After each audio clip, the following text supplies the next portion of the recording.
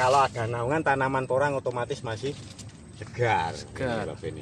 Bisa ada kesempatan untuk membesarkan umbi. Masih bisa untuk membesarkan umbi. Nah itu Pak Beni, ini ada lagi nih barang.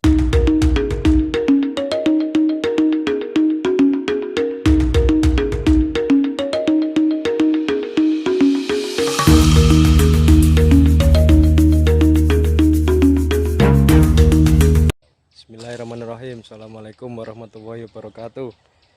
Ya, kembali lagi dengan saya. Kita akan mencoba melihat lahan porang yang tidak ada naungannya bersama Mas Jack. Ya, ini lahan porang yang sebelumnya tidak pakai naungan. Ternyata memang ada perbedaan, Mas Jack, ya? Ya, banyak sekali Pak Beni perbedaan. Nah, ini salah satu perbedaan dengan lahan yang pakai naungan. Ini di satu musim tanam sudah ripah, Mas Jack, ya? Sudah ripah atau dorman kalau istilah orang porang itu ya. Ini harusnya masih paling tidak ini masih ada 40-50% yang masih segar tanamannya. Paling enggak kuning layu menghadapi masa dorman. Jadi kalau tanaman porang masih bertahan hidup, secara otomatis dia masih bisa untuk membesarkan umbinya, Pak Beni. Nah, ini bisa dilihat apanya, ini kataknya sudah lepas, mulai dorman ini. Nah ini katak yang bagus yang ini ya Pak ini ya.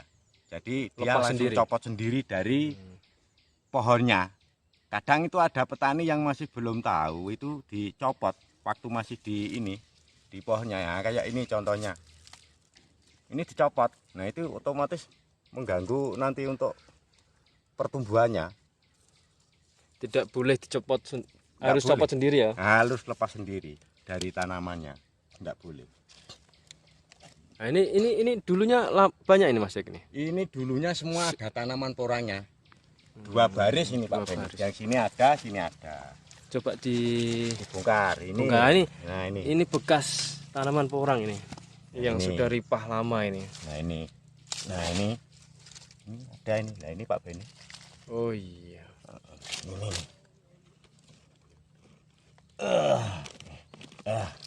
Nah ini tanaman satu musim Pak Beni. Ini tanam di bulan 9 akhir. Ditanam 9 akhir dengan katak ukuran 1 kilo isi 150 sampai 200. Nah ini perkiraan bobotnya paling kisaran 1/4 kilo. 1/4 kilo ini segini ukurannya. Kayak gini. Berarti nah, ini musim depan bisa tumbuh lagi. Ini kalau ditanam lagi masih bisa besar lagi nanti, masih besar lagi, enggak perlu khawatir, enggak bakalan busuk ini nanti umbinya. Nah ini lahan-lahan porang yang tidak pakai naungan. Jagungnya baru ini, Mas Jack. Ya, baru ditanam masih usia 3 mingguan ini mungkin jagungnya. Ini kataknya berserakan ini, Mas Jack, ya? Iya, belum diambili sama petaninya, mungkin masih sibuk dengan pekerjaan yang lain. Ya inilah enaknya tanaman porang, enggak perlu perawatan khusus Pak Beni. Jadi umpama dibiarkan saja ya enggak apa-apa.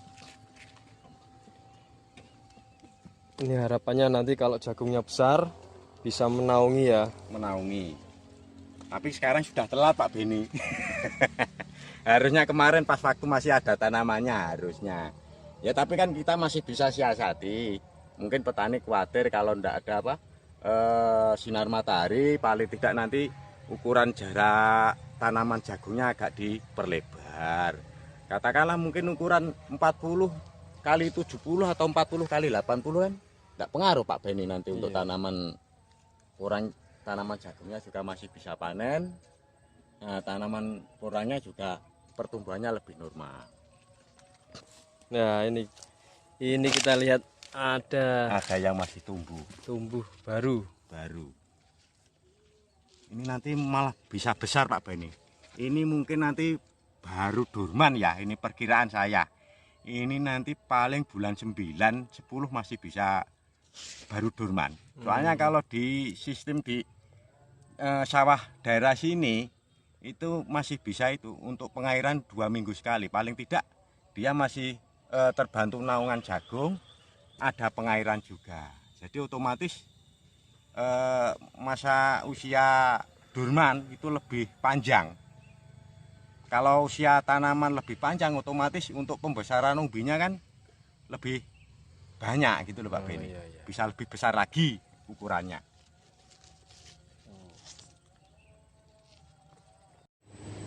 Nah, sekarang kita bandingkan dengan lahan porang yang ada naungannya, naungan jagung. Coba kita lihat.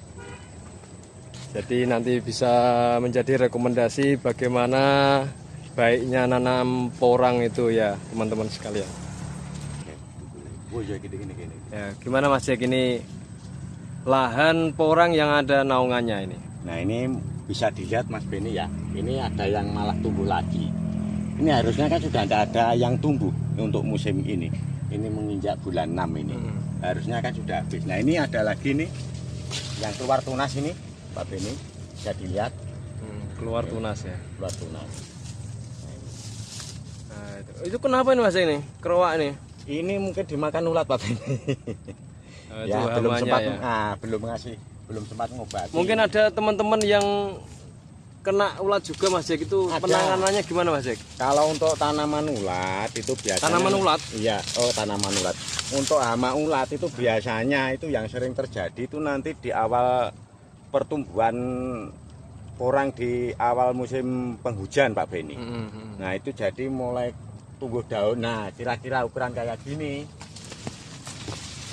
Nah, ikuti. Nah, ini kadang mulai diserang oleh ulat. Nah, ini contohnya kayak gini.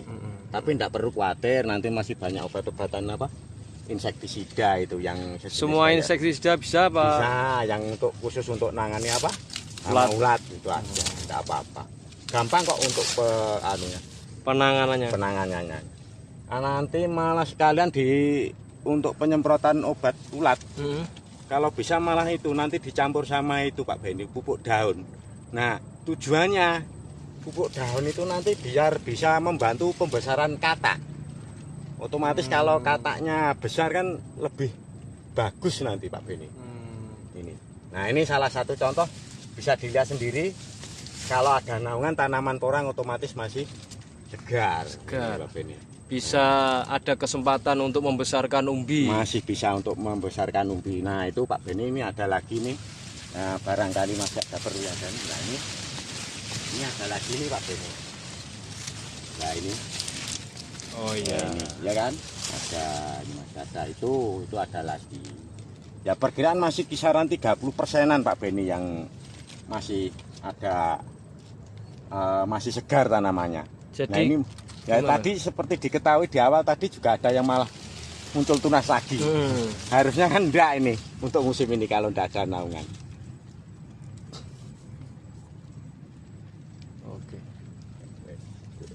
Oke. Nah ini Pak Beni bisa dilihat ya. Ini masih segar daunnya.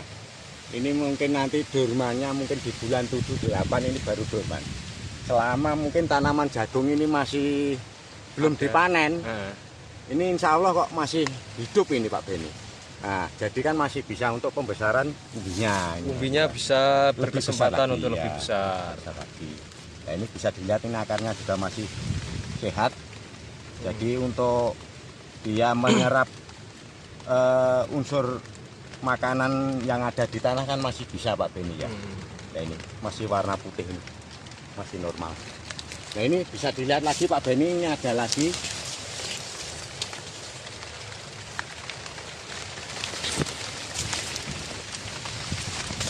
Nah, ini Pak Beni masih ada lagi ini, yang masih segar. Ya ini kesalahan saya kemarin, ini harusnya habis panen jagung ini harusnya langsung ditanami lagi Pak Beni. Tapi berhubung waktu itu terkendala kesibukan yang lain, jadi untuk penanaman jagungnya agak terlambat. Jadi ya masih malah banyak yang dorman. Ya, pas di waktu itu cuaca sangat panas sekali, malah sebagian itu daunnya banyak yang menguning, kayak mau gejala mau dorman itu Pak Beni. Nah ini ada lagi Pak Beni. Ini nanti kalau jagungnya panen gimana Mas Cik ini?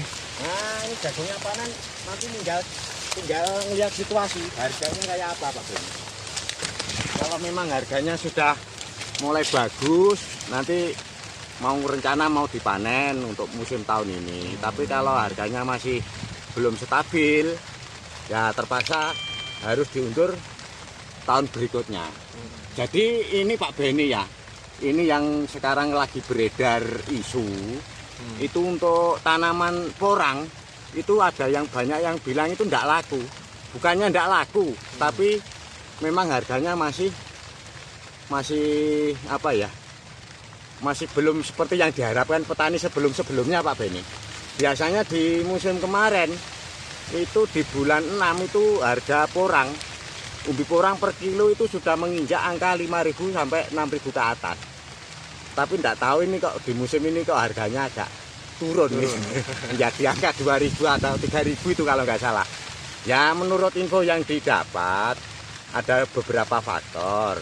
Yang pertama mungkin dari cuaca yang saat ini masih ada musim penghujan, jadi kadar air masih tinggi Pak Beni. Terus ditambah masih ada peraturan dari yang berwenang, itu masih ada aturan yang perlu perlu dilakukan oleh pihak petani porang Pak Beni. Atau sertifikasi atau apa itu, kurang paham saya kayaknya. Ya maklum lah orang desa Pak Beni. Oke Mas Cik. Ya. Sebenarnya buat apa aja tuh Mas Cik ini? Porang itu kegunaannya apa aja tuh porang itu? Nah ini Pak Beni. Jadi sebagian besar petani atau orang lah kebanyakan itu info untuk fungsi dari tanaman porang itu banyak yang salah. Jadi kebanyakan rata-rata fungsinya hanya untuk obat-obatan dan alat kosmetik. Ternyata itu untuk dikonsumsi Pak Beni ya. Jadi dari produknya itu namanya beras shirataki, mie shirataki. Dan itu pun bahannya itu nanti banyak yang dipakai untuk keperluan lain Pak Beni. Mulai dari gasbul itu yang buat knalpot itu Pak Beni ya. Terus untuk busa, bahkan sandal. Malah yang kemarin saya dapat info dari teman yang sudah lama berkecimpung di tanaman porang, itu ada yang bisa digunakan untuk bahan sayapnya pesawat Pak Beni. Tapi yang dari negara maju, kalau di Indonesia mungkin belum bisa atau istimewa belum Mas Cik ya. Istimewa Pak Beni. Istimewa sekali. Istimewa sekali. Ternyata porang itu banyak kegunaannya teman-teman. Jadi tidak perlu khawatir kalau tanaman porang itu tidak laku. Soalnya ini untuk kebutuhan konsumsi, bukan untuk kebutuhan kosmetik. Bukan untuk kecantikan saja biar glowing itu loh Pak Beni ya. Bukan. Jadi untuk kebutuhan berbagai keperluan industri ternyata bisa. Banyak manfaatnya. Ya itulah. Jadi tetap semangat buat para petani porang ini, tetap menanam, jangan patah semangat walaupun sekarang harga agak turun Mas Cik ya. Ya, enggak perlu khawatir, yang penting selama tanaman itu masih laku, berarti masih ada harapan untuk naik lagi Pak Beni. Enggak perlu khawatir. Ya ini sudah bukan tanaman porang saja, jadi dari tanaman cabai, sayur-sayuran, kalau yang namanya tanaman kan ada naik turunnya, jadi tidak perlu khawatir. Nah ini istimewanya porang, seumpama harga masih tidak sesuai harapan kan masih bisa diperpanjang lagi, dipanen di musim berikutnya Pak Beni.